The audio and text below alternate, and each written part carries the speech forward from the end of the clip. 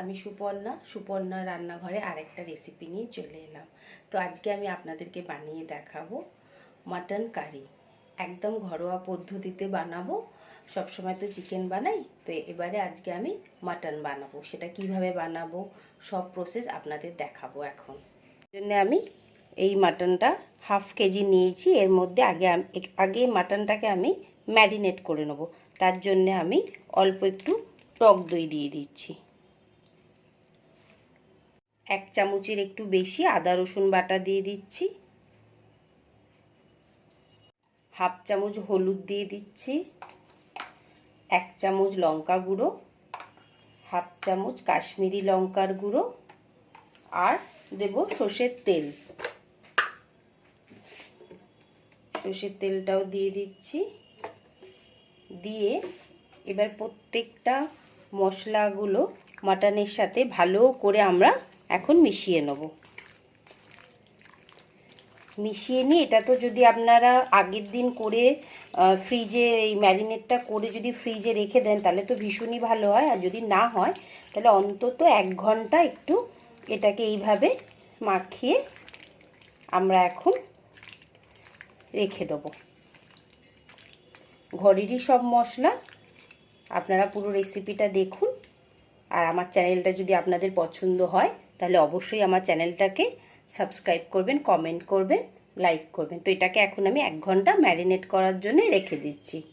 মাটনের জন্য প্রথমে আমি আলুগুলোকে ভেজে নিলাম। তেলের মধ্যে আলুগুলো দিয়ে দিচ্ছি। আলুগুলো ভালো করে ভাজা হয়ে গেছে, একদম লাল লাল করে ভেজে নিয়েছি। এখন আলুগুলো আমি তুলে নিচ্ছি। আগে একটু গোটা জিরে দিয়ে দিলাম, একটা তেজপাতা দিয়ে দিচ্ছি, সামান্য অল্প একটু তেলের মধ্যে চিনি দিয়ে দিলাম। আমি 3টে পেঁয়াজকে, মিডিয়াম সাইজের পেঁয়াজকে কুচো কুচো করে কেটে নিয়েছি। পেঁয়াজটা দিয়ে দিচ্ছি। পেঁয়াজটা দিয়ে দিলাম। এবার এর মধ্যে একটুখানি আমি নুন দিয়ে দেবো, অল্প করে, যাতে পেঁয়াজটা তাড়াতাড়ি একটু আমাদের গলে যায়। অল্প করে একটু নুন দিয়ে দিলাম। দিয়ে পেঁয়াজটাকে একদম নরম করে এখন আমরা ভেজে নেব।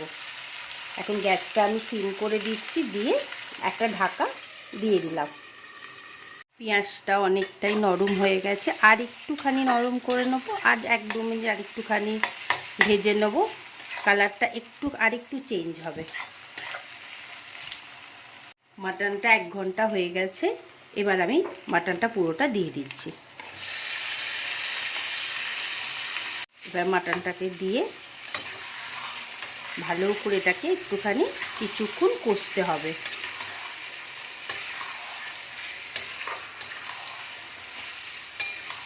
যতক্ষণ না কালারটা না চেঞ্জ হচ্ছে ততক্ষণ এটাকে আমরা এখন ভালোভাবে ফ্রাই করব।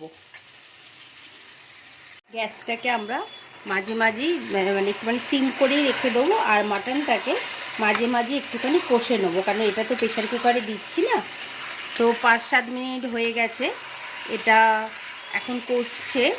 এখন আমি কি করব, এই টমেটো আর কাঁচা লঙ্কাটা দিয়ে দিলাম।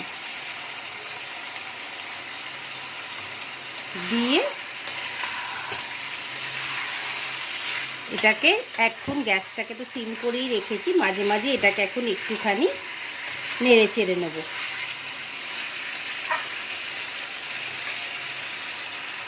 একবার মাটনটা আমরা চেক করে নিই।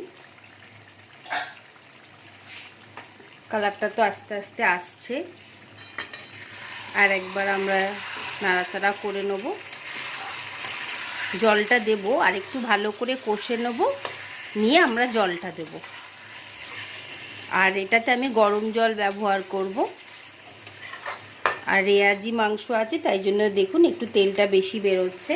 তো এই যে মশলাটা ছিল সেখানেই আমি একটুখানি গরম জল নিয়ে নিলাম। অল্প একটু গরম জল নিয়ে সেই জলটাই এখন আমি এর মধ্যে দিয়ে দেবো। একটু সময় লাগবে, কিন্তু প্রেশার কুকারে না দিয়ে যদি এরমভাবে আপনারা একটুখানি বানাতে পারেন তাহলে মাংসর টেস্টটা আরও সুন্দর হবে। তো এখন আমি এটাকে আর একবার কষে নেব।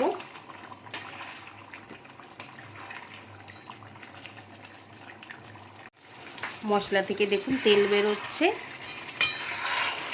এটাকে ভালোভাবে কষতে হবে, কষতে কষতে দেখবেন একদম কালারটা ডার্ক চলে আসবে। তো সেই জন্য এখন আমি আলুগুলো দেব না, আমি এখন অল্প একটুখানি আবার গরম জল দেব, দিয়ে গ্যাসটাকে সিম করে আবার রেখে দেবো, যাতে মাংসটা সুন্দরভাবে কষা হয়ে যায়। আমি অল্প একটুখানি আবার গরম জল দিয়ে দিলাম, দিয়ে ভালো করে মিক্স করে দিলাম, দিয়ে গ্যাসটাকে সিম করে দেবো, দিয়ে এখন ঢাকা দিয়ে এটাকে আবার রেখে দেবো।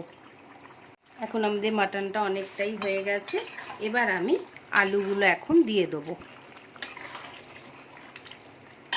আলুটা দিয়ে দিচ্ছি। এটা আপনারা ভাত দিয়ে খেতে পারবেন, ফ্রাইড রাইস দিয়ে খেতে পারবেন, মাটন তো সব কিছুর সাথেই চলে। এখন আবার আলুটা দিয়ে একবার নুনটা আমরা চেক করে নেব যে নুনটা ঠিক আছে কি না। একটু কম আছে, এখন একটু নুন দিয়ে দিলাম। আপনারা তো দেখলেন একদম আদা রসুন দই লঙ্কা হলুদ এইগুলো দিয়েই করলাম, কোনো এক্সট্রা কোনো মশলা দিইনি। নুনটা দিয়ে দিয়েছি, এখন ঢাকা দিয়ে একদম সিম করে রেখে দেবো। তো ওখানে হচ্ছে, এখানে আমি 4-5-6টা রসুন নিয়ে নিয়েছি, ডালচিনি লবঙ্গ আর এলাচ, এগুলোকে ভালো করে এখন একটা লোহার দিয়ে থেতো করে নেব। রসুন আর গরম মশলাটাকে থেতো করে নিয়েছি, এখন এর মধ্যে আমি একটুখানি ঘি দেবো, দিয়ে এটাকে একটুখানি গরম করে নেব আগে। মাংসটা একদমই গলে গেছে, দেখতে তো খুবই সুন্দর এসেছে। একদম ঘরোয়া পদ্ধতিতে ঘরোয়া জিনিস দিয়ে আমি বানালাম, আপনারা তো দেখলেন। এরমভাবে অবশ্যই একদিন বানাবেন, দেখুন কেমন সুন্দর দেখতে হয়েছে।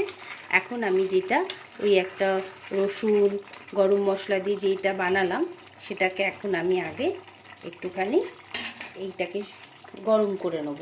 এই যে ঘি দিয়েছি, দিয়ে এটাকে এখন ভালো করে আমরা গরম করে নেব। এটাতে মাংসর টেস্টটা আরও সুন্দর হয়। এটাকে পোড়াবো না, জাস্ট একটা হালকা করে গরম করে নেব, পুড়ে গেলে টেস্টটা আবার অন্য চলে আসবে।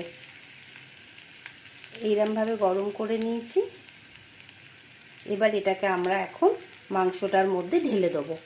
এবার আমি এই পুরোটা এখন এর মধ্যে মিশিয়ে দিলাম, দিয়ে পুরো জিনিসটাকে এক্ষুনি ঢাকা দিয়ে দেবো। একটু মিক্স করে দিচ্ছি,